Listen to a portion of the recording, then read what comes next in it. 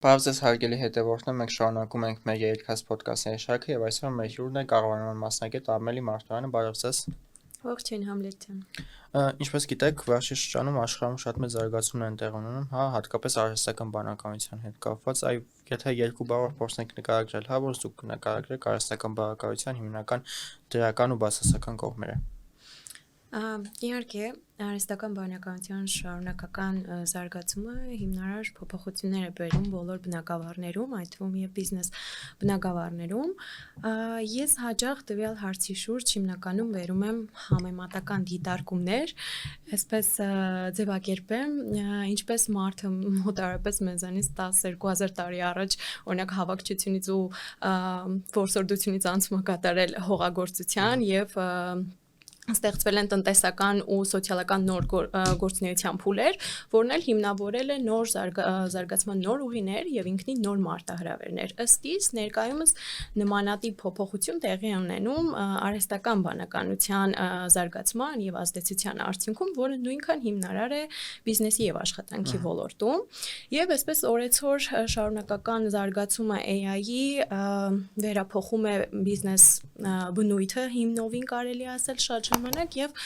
նրա ռազմավարական որոշումները այն ոչ միայն իմ կարծիքով բարձրացնում է աշխատանքների արդյունավետությունը, այլև առաջացնում նոր ռիսկեր, մարտահրավերներ, ինչն էլ ցանկացած կազմակերպության համար ամենակարևոր գործոններն են։ Մենք տեսնում ենք, որ արհեստական բանականությունը սկսան շատ բողոքել, երբ որ ինչ-որ չգիտեմ մարդ ենք տեսնում, որ ինքը վիդեո է լնում, այդ վիդեոյի մեջ ինչ-որ X մարդ է, այդ X մարդը ընդհանրապես կապ չունի այդ վիդեոյի հետ, բայց ինքն է այդտեղ նկարագրում ու այդ առումով մարդու իրավունքները կլինի պաշտպանել այդ առ, հա, այսինքն այդքան օրինական մակարդակով, հա, օրինական մակարդակով արհեստական բանականությունը զարգացել է, որ կարողանանք նաև այդ դաշտ տանենք ու փորձենք այդ առումով մարդկանց պաշտպանել, էլի։ Տվյալ հարցի վերաբերյալ կարծում եմ կապ ունի թե խոսքը որ տարածաշրջանի մասին է գնում, եթե դիտարկում ենք Հայաստանի Հանրապետությունը, ես ինչքանով տեղյակ եմ դեռևս օրենքով ամրագրված կետեր չունենք մեր երկրում, բայց ինչ վերաբերում է օրինակ Միացյալ Նահանգներում իհարկե կան որոշակի ստեյթեր, նահանգներ, որոնք օրենքով ամրագրել են AI-ի հետ կապված մարդու իրավունքների պաշտպանություն եւ այլ դրան թեմային առնչվող կետեր։ Իսկ որպես այդպեսին բացասականներից էլ ինչ որ նշեցի, էլ ինչ բացասական ընդհանրապես նորություն նշել եք, որ մարդիկ օրինակ արհեստական բանականությունը այս առումով բողոքում են, որտեղ ասում են նաև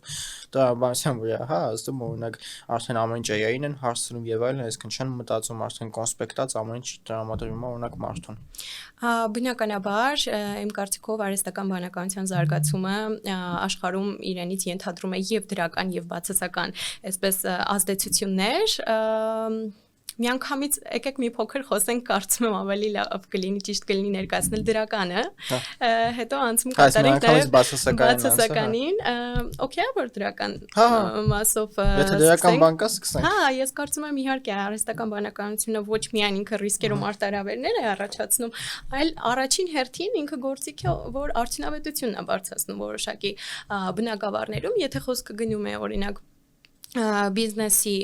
մեջ, կարծում եմ թերևս կարելի է առանձնացնել 3 կարևորագույն կետերը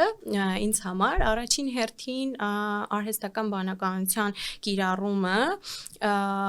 օգնում է, որպեսզի ավելի ժամանակատար եւ կրկնվող process-ները ավտոմատացվեն, այսինքն ինչպիսի կարող են լինել օրինակ տվյալների մշակումը, հաշվետվությունների որից է պատրաստում կամ հաճախորդների սպասարկումը, որն էլ նպաստում է աշխատանքի արդյունավետության բարձրացմանը եւ հաճախ նույնիսկ որոշակի ծախսերի նվազմանը։ Երկրորդ կարելի է առանձնացնել արհեստական բանականության նշանակալից դերը ռազմավարական որոշումների ընդունման գործում, քանի որ այն ունակ է ավելի արագ մեծածավալ տվյալների վերամշակում իրականացնել եւ բացահայտել շուկայում նոր հնարավորությունները, նոր ռիսկերը, ինչի հիման վրա էլ, ինչի արդյունքում էլ կարելի է ավելի հիմնավոր եւ ճշգրիտ ռազմավարական որոշումներ ընդունել եւ Որպես այդպեսին երրորդ կարևոր կետ դրական կուզենայի առանձնացնել արհեստական բանականության զգալի դերը հաճախորդի փորձի վրա, որը ապահովում է անհատականացված ծառայություններ ու առաջարկներ, ինչն էլ բարձրացնում է հաճախորդի հավատարմությունը եւ նպաստում է բիզնես աճին։ Բայց այնուամենայնիվ իհարկե չի կարելի անտեսել բացասական կողմերը եւ պետք է անդրադառնալ ստեղծվող մարտահրավերներին եւս, որոնք իրենից ներկայացնում են հենց օրինակ որոշ մասնագիտությունների վերապատրաստման անհրաժեշտություն, բացասական կողմերն են, այլ դրա դեմ պայքար, իսկ եթե ինչ-որ պայքար լինի ու հստակ մեխանիզմներ լինեն, բացասական կողմերը այդքան չեն երևա, օրինակ Միացյալ Նահանգներում կան դրա դեմ ինչ-որ մեխանիզմներ, բայց օրինակ Հայաստանում չկա։ AI-ը օրինակ շատ տարածաշրջանում զարգանում է, որոշ զարգացած տարածաշրջաններ գիտեն, որ սրա դեմ պայքար են, բայց օրինակ Հայաստանում չգիտեն։ Ու դա է էլի հիմնականում այդ բացասականը։ Այո, հիմնական խնդիրը կարելի է համարել, թե ինչպես պետք է տվյալ իրադրության հետ վարվել, այսինքն մոտեցումը ինչպես պետք է կառուցել, հիմնական մեր կարևորագույն խնդիրը դա է։ Այո, վերջին տվյալների հետ կապված որպես բացասական, հա, այսպես կողմեր նշելով մի քանի ցուցանիշներ եւս կարող եմ նշել, եթե խոսենք այդ նեգատիվ աֆեկտներից, օրինակ հենց 2025 թվականի The Future of Work with AI Agents հետազոտության համաձայն արդեն իսկ համարվում է, որ ներկայումս մի շարք մասնագիտություններ, թե մասնակի, թե ամբողջապես արդեն փոխարինվել են AI-ով, հետաքրքիր է նույնիսկ Էլի 25 թվականին Մասաչուսեթսի համալսարանի կողմից Iceberg Indexes զեկույցի համաձայն հետազոտությունը, ըստ որի տեխնիկապես հնարավոր է AI-ով փոխարինել Ամերիկայի Միացյալ Նահանգներում աշխատուժի մոտավորապես 11.7%-ը, ընդ որում խոսքը վերաբերում է ոչ թե միայն տեխնոլոգիական ոլորտներին, այլ վերաբերում է թե ֆինանսական, թե ադմինիստրատիվ եւ մի շարք այլ բնագավառներին եւ Կուզենայի նշել եւս մեկ էլի հետազոտություն 24 թվականի արված, պետք է էլի օտարալեզու նշեմ, հա, աղբյուրը The Future of Office and Administrative Occupations in the AI era, ըստ հետազոտության նախատեսվում է, որ մինչև 2029 թվականը ամբողջությամբ կփոխարինվի AI-ով բոլոր administrative բնույթի մասնագիտությունները։ Եվ մի մասնագիտության վրա լուրջ ազդեցություն ունենում։ Այո, իհարկե, հետաքրքիր փաստ կա նաև իրավաբանական այս ոլորտի հետ կապված, ըստ Thomson Reuters-ի հետազոտության 2025 թվականի էլի վերջին զեկույցի հիման վրա կատարվել է հետաքրքիր ուսումնասիրություն, որ իրավաբանական ոլորտում AI կարող է փոխարինել փաստաթղթերի վերանայում, պայմանագրերի վերլուծություն եւ իրավաբանական հետազոտություններ, որը որոշ իրավաբանների համար խնայում է տարեկան միջինում 240 ժամ։ Այսինքն մենք ստացվում է, որ AI-ը ոչ միայն արդյունավետությունն է բարձրացնում, այլ գործիք է, որ օգնում է տվյալ մասնագիտությանը, այլ կարող ենք եզրահանգել, որ ի շնորհիվ այդ ժամային խնայողության AI-ը ամբողջապես փոխում է մասնագիտության բնույթ, այսինքն դրա հաշվին արդեն իրավաբանները կարող են ավելի խորը իրավաբանական հետազոտություններ իրականացնել, այսինքն վերում է նաև մասնագիտական բնույթի կառուցվածքային փոփոխության, այսպես կարող ենք ձևակերպել։ Բայց այդտեղ նաև շատ մասնագիտություններ ուղղակի կկորեն, ու չեք կարծում, որ նաև այդտեղ պետության կառավարման հարցն է, որ պետությունը պետք է նենց կառավարի, որ այն մասնագիտությունները, որ գոյություն ունեն, մարդիկ կարողանան ինչ-որ այլ մասնագիտություն տիրապետել։ Միանշանակ, բնականաբար, այստեղ հիմա տեխնոլոգիաները հաշվի առնելով այնպես չէ, որ ինչ-որ նոր մասնագիտության ձեռք բերելը դժվար է կամ բան է, այսինքն մարդիկ կան դասընթացներ կանացնեն ու ինչ-որ նոր մասնագիտություն ձեռք բերեն։ Իհարկե, այստեղ լուրջ խնդիր ունենք արդեն պետության տեսանկյունից այդ ավտոմատացման խնդրի հետ առնչվելու, հա, մասնագիտությունների որոշակի եւ իհարկե աշխատուժի վերապատրաստման անհրաժեշտության, ինչու՞ չէ նաեւ կարելի անդրադառնալ այս ոլորտում տվյալների պաշտպանության էթիկայի որոշ հարցերի, իսկ ինչ վերաբերում է, այո, արդեն պետական մակարդակով իմ կարծիքով AI-ը վաղուց պարզապես գործիք չէ, այլ AI-ը վերափոխում է պետական կառույցներ,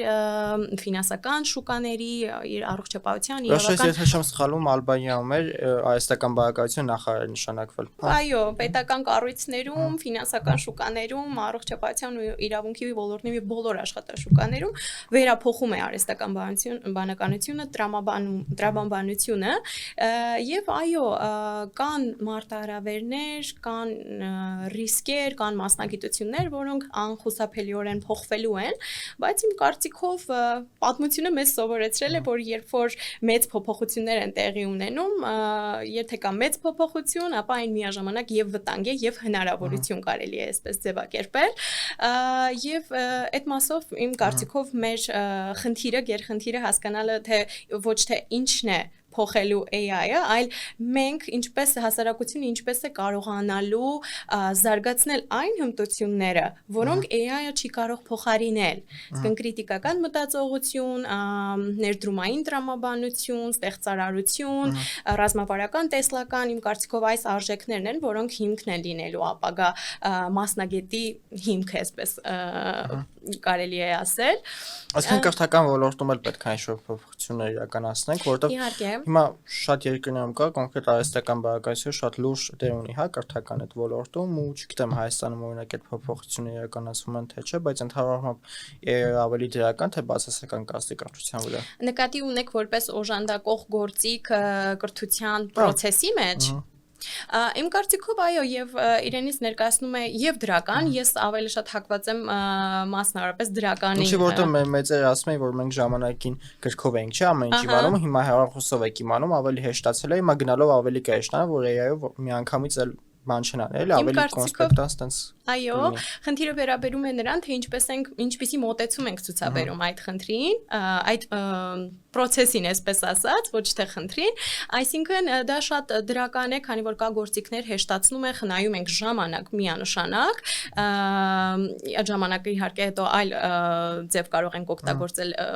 իսկ բացասական առումով, որ ուղղակի պետք է մեր մոտեցումը ճշգրտենք, թե ինֆորմացիան ձեռք բերելուց հետո, օքեյ, հեշտությամբ ձեռք բերեցինք ինֆորմացիան, հետո ոնց ենք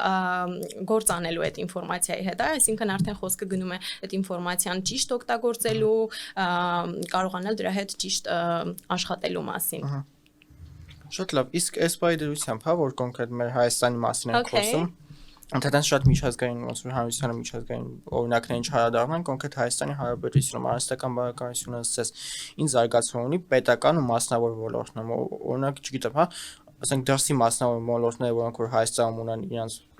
չգիտեմ օֆիսներ եւ այլն, AI-ը ավելի զարգացած կլինի այդտեղ, բայց պետական ոլորտում ասես ինչքանով է ոչ այդքան զարգացած ու ինչքանով դա կարող վնասի, որ եթե օրինակ ինչ-որ մասնավոր ընկերություն ավելի արագ կարող աշխատի, քան պետական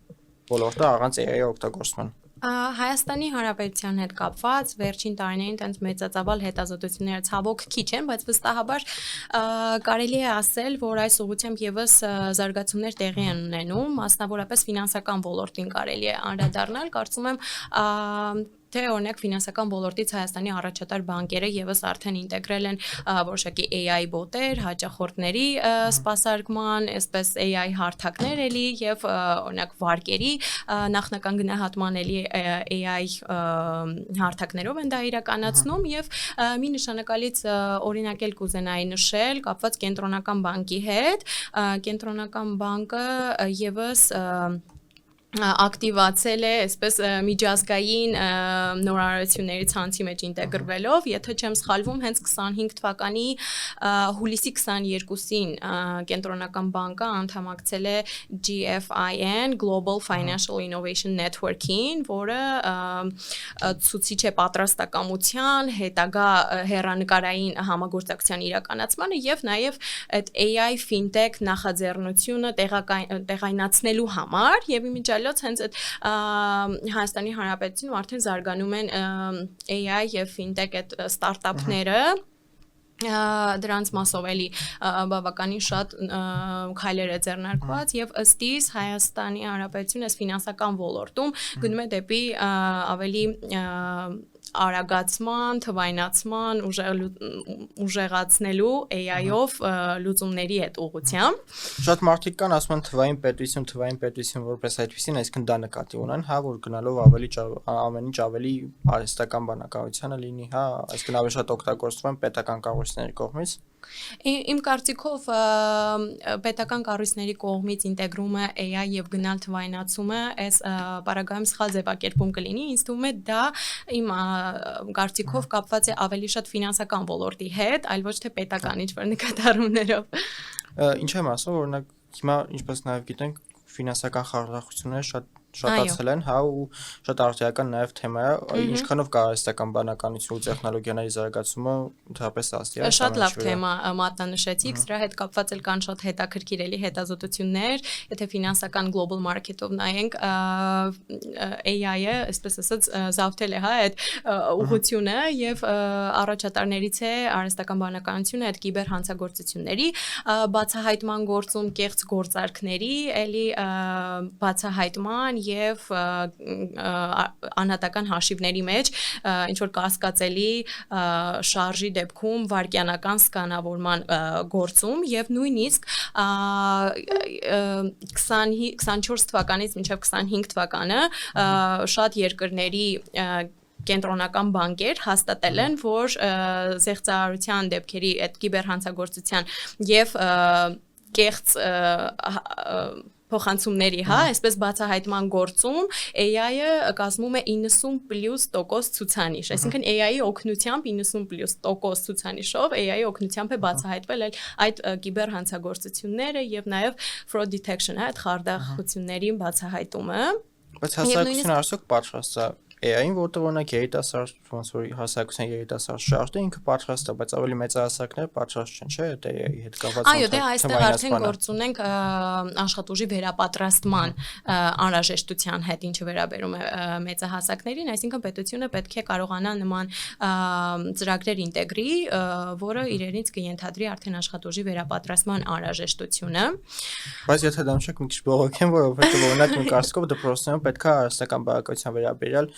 շատ դասաժամեր տրամադրվեն, այսինքն հիմա դպրոցներում էլի անցնում են ինֆորմատիկա, ինչը մեծ հաշվով պետք չի գալիս, հա, աշակերտներին, բայց օրինակ արհեստական բաղկացության վերաբերյալ շատ քիչ են անցնում, շատ են անցնում, բայց մասնավոր, հա, դպրոցներում, բայց պետական դպրոցներում որպես այդպեսին արհեստական բաղկացության մասին շատ չի խոսվում, ինչ կարծում եմ շատ սխալ է, որովհետև արդեն պետք է բոլորը պատրաստվեն էլի այդ տարիքից արհեստական բանականության մարտահրավերներին։ Այո, ձեզ հետ համամիտ եմ լիովին, կարծում եմ, որ այդ մակարդակում պետք է ինտեգրվի հենց արհեստական բանականության մասին նախնական բազային ինչ-որ գիտելիքներ, քանի որ այո, ժամանակը առաջ է շարժվում եւ այս սերունդը պետք է արդեն այդ ժամանակահատվածից սկսած դպրոցական մակարդակում պատրաստ լինի որոշակի բազային գիտելիքների արհեստական բանականության վերաբերյալ։ Հիմա հետ գնանք էլի Միացյալ Նահանգներին ու Իլոն Մասկի մասին կարող ենք մի քիչ խոսել, հա, ինքը համարում է ասենց աշխարհի ամենամեծ տեխնոկրատներից մեկը ու ընդհանրապես ինչ կասեք, ինչ նորություններ ունի ընդհանրապես արհեստական բանականության հետ կապված ու ինքը ինչ նորություններ է վերջերս օրինակ մտցրել։ Ընդհանրապես Միացյալ Նահանգներում շատ են նմանատիպ case study-ները, հա, նորարարություններ արհեստական բանականության ոլորտում կան իհարկե էլի հետաքրքիր ցուցանիշներ, ինչ վերաբերում է կոնկրետ Իլոն Մասկին, վերջերս երևի ամենահետաքրքիր նորությունը նրա հետ կապված Neuralink, հա, նեյրոբանական այդ նրա ընկերության վերաբերյալ էր եւ հետագայում ներառել էր անձնակազմի մեջ, այսինքն այդ ընկերությունում իր Ամերիկայի FDA պաշտոնյա, որը մեծ ինչպես ասենց ասած քննարկումների առիթ հանդիսացավ, critical այսպես շարժումներ սկսվեցին իր դեմ, հետո Tesla-ի հետ կապված էլ եթե չեմ սխալվում։ Դե որ ինքը վերաբերվում է, այսինքն ներառում է պաշտոնյայի որոշակի քաղաքական դիտարկումներով, այսինքն դա հակասում է ինչ որ այլ կետերի կանոնադրության եւ այլն Տեսլայի դեմ եւս վերջին շրջանում եղել են էլի ընդվզումներ, ինչ որ հրապարակային դիսկավորման կենտրոնների այրումներ, հրդեհներ եւ այլն։ Այսինքն պահպանողական ավելի շատ մոտեցումներ կան, հա, հասարակության մեջ։ Ինչի՞ց է դա գալիս։ Որ հասարակությունը պատրաստ չի օրինակ այդ կարգի զարգացմանը։ Ինձ թվում է դա ոչ թե բողոքեր, դեմ բողոքեր կոնկրետ այդ զարգացմանը կամ AI-ին, այլ ուղղակի դրանց միքսին քաղաքականության հետ։ Այսինքն քաղաքական հիմնական շարժ ունի, այլ ոչ թե կապված որ այն չքաղաքականացվի, այո։ Հա, շատ լավ։ Ամերիկայի հետ կապված եւս կան հետաքրքիր փաստեր AI-ի մասով ֆինանսական այսպես կառույցներում, կարելի ասել, որ 2025 թվականի տվյալներով աշխարհում բոլոր բանկերի 25-ից 30%-ը իրենց հաճախորդների վերաբերող process-ներում բոլոր բանկերի 25-ից 30%-ը օգտագործում են AI հարթակներ։ Ինչը եւս փաստում է այն մասին, թե ինչքանով է աշխարհում ֆինանսական ոլորտում հատկապես արդեն ինտեգրված արհեստական բանականությունը։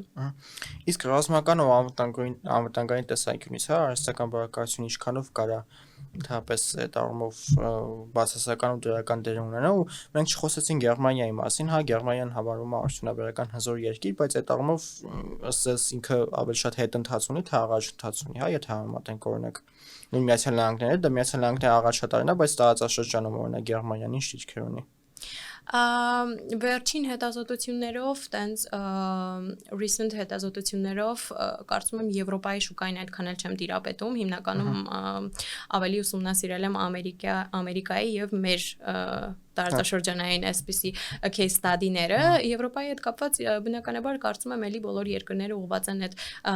զարգացմանը, միտված են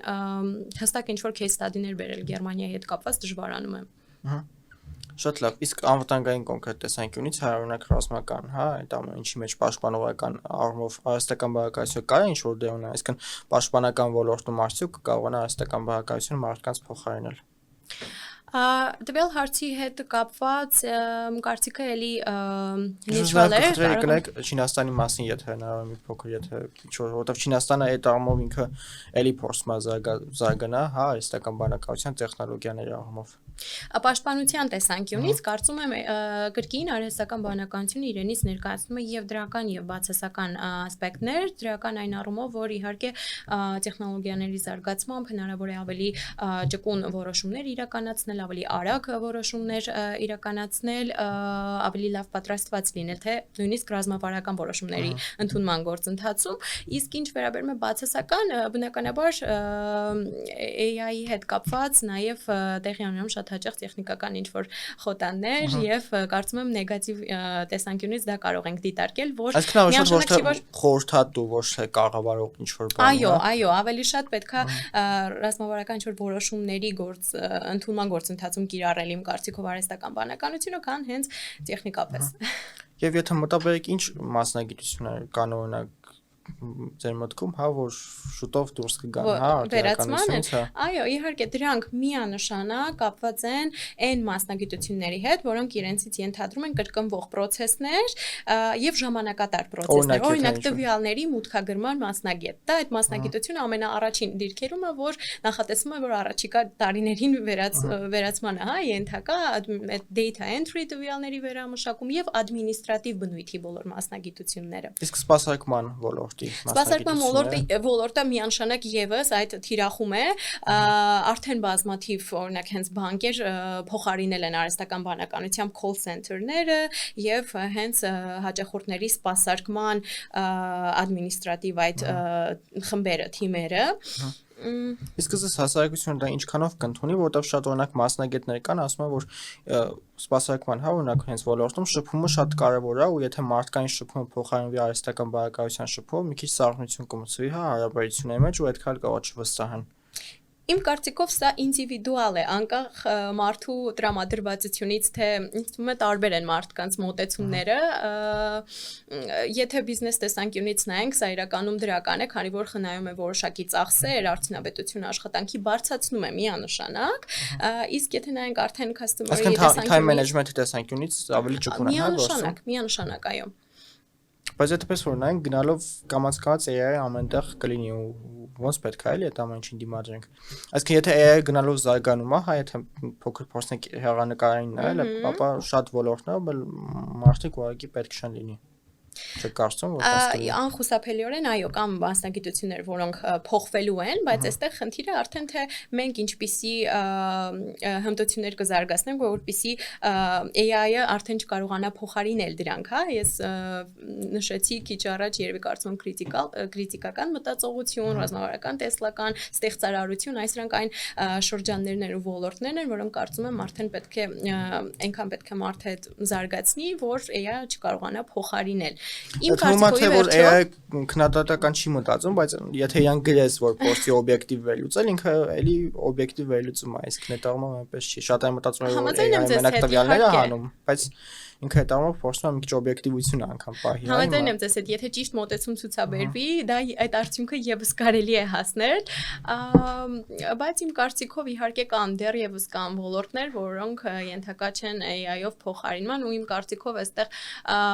AI-ը չի որոշի, այսպես ասած, մեր կառավարման հենց ոլորտը ինքը AI-ը կկարողանա փոխարինի թե ոչ։ Միանշանակ այո, քանի որ նշեցինք արդեն AI-ը աշխատում է մեծածավալ տվյալների վերլուծության հետ, ինչը հաճախ ավելի ճշգրիտ է, քան մեզ արդեն ծանոթ տրադիցիոն մաթեմատիկական մոդելները, այդ իսկ պատճառով կարծում եմ AI-ի կողմից առաջարկված որոշումները ավելի հաստատուն են, հիմնավոր են, ճշգրիտ են, որոնք կարելի է օգտագործել։ Վերջում մի հուսադրող բան ասեք, գոնե որ այսպես վատ մարդիկ է, ոնց որ չավարտեն, որ մտածեն հեսա մասնագիտությունները։ Նորից կարող եմ կրկնել, որ AI-ը վստահաբար իմ կարծիքով չի որոշի մեր ապագան, այլ իմ կարծիքով մեր մոտեցումը, հա, գիտելիքին, կրթությանը, պատասխանատվությանը եւ նորարարական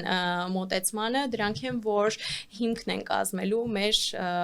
ապագա տասնամյակների։ Ես նաև շատ կուզեի շեշտել օրենսդրական կարևորությունը, այսինքն պետք է նաև օրենքներ ընդունվել արհեստական բանակարարության հետ կապված, որտեղ այս ընթացքում բարձր շատ իրավունքի խախտումներ, հա, կլինեն, որտեղ AI-ը անկարողորել է դառնում ու դրա համար պետք է նաև օրենսդրական մոտեցումներ լինեն։ Ես կողմ եմ այդ մոտեցմանը, քանի որ արդեն մի շարք մեծ տերություններ ինտեգրել են իրենց օրենսդրական դաշտում AI-ի հետ կապված օրենքներ, կարծում եմ կարելի է եւս Հայաստանի Հանրապետությունում զարգ տալ այդ AI-ի հետ կապված հարցերի արագ լուծմանը, օրենսդրական դաշտում կարգավորմանը։ Շնորհակալ ենք շատ այսօր մեզ հյուրընկալելու համար։ Ես եւս շնորհակալ եմ շատ։ Շնորհակալություն հարգելի հետևորդներ, կհանդիպենք։